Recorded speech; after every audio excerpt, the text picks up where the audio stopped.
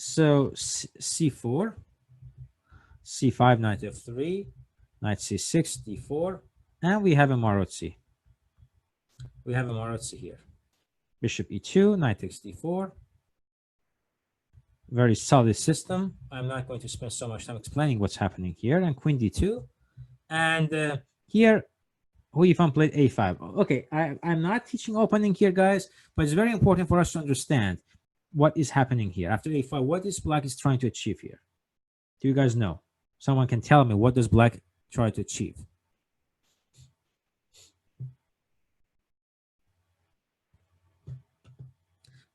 Black has a little bit of lack of space, so he tries to kind of compensate for the lack of space by playing a4, by playing a5, a4. That's what he's trying to achieve. Let's see. Just getting some space. So after a5, castle a4, rook a d1, queen a5, f bishop d4. Nothing serious is happening here, guys. Nothing so big is happening in this position. And after after some maneuver, queen e3, flying knight d5. What you find is trading. Why does she trade? Because she has less space. So she's trading. Knight d5, rook f e8, and here comes the first moment, and I would like everyone to spend a minute. So because we talk about counterattacks, you would say there's no counter. What is the one who is in control? But unless there's an attack, because yes, white has more space, but he's just maneuvering. He's not doing anything in particular.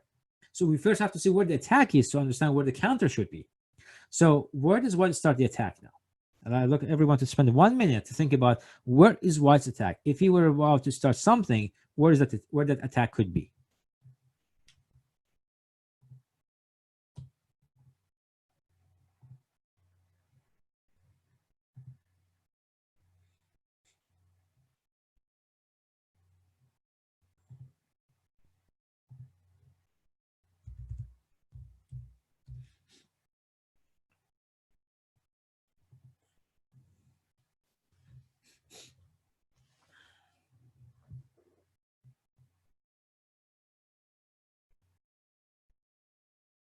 Okay, time up.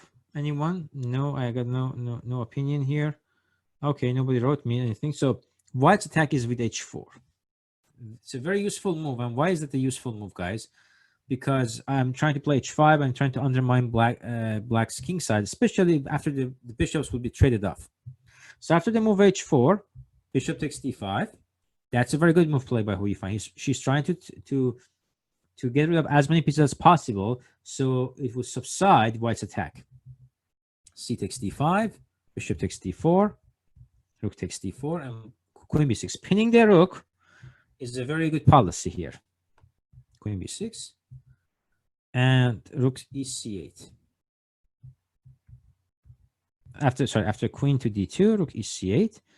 Now she wants to double the rooks and putting pressure on the c file. So that's where her counter is, the queen side. She's using the c file to distract white from attacking her on the king side with the h5, h6, or maybe f4, f5. So that's where her counter is. Now, Hare Krishna takes the right preventive measures and plays the move bishop g4. First of all, the bishop on e2 doesn't do much, and it doesn't contribute enough to the attack. If you could play h5, takes and forcing the f takes e5, then this bishop could have some future after this maneuver. Actually, like this. But the recapture would be with the h pawn, and I don't really have enough along the h file at this moment. So what Hare Krishna does is that he takes away the chance after rook b4 there, bishop d7 there, and rook c1. Now he switches back to c file. So because of black's counter on the c file, he goes back to control the c file, stops his attack momentarily at this for now, focusing on stopping black from controlling c file, controlling it himself. Maybe later he's going back to the king side. Rook c7, rook takes, a3, fixing the pawn on a4, making it a target, defending the rook on b4. Now he has the chance. To go back to the king side and play for h5. Queen d7, queen d1, b5, queen e2. And here, okay, she played a relatively poor move in the sense that rook a5 is really not a tasteful move. Rook b8 makes more sense. Queen d3 and rook b7. That's more solid. Why she thought rook a5 is a good move, I don't know, but it doesn't ruin her chances to make a draw. But really, she didn't need to make this move. All right, g3.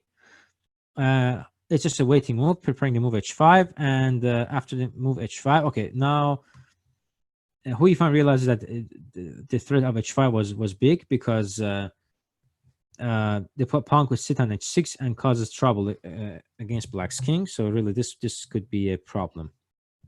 So she decides to stop it once for all.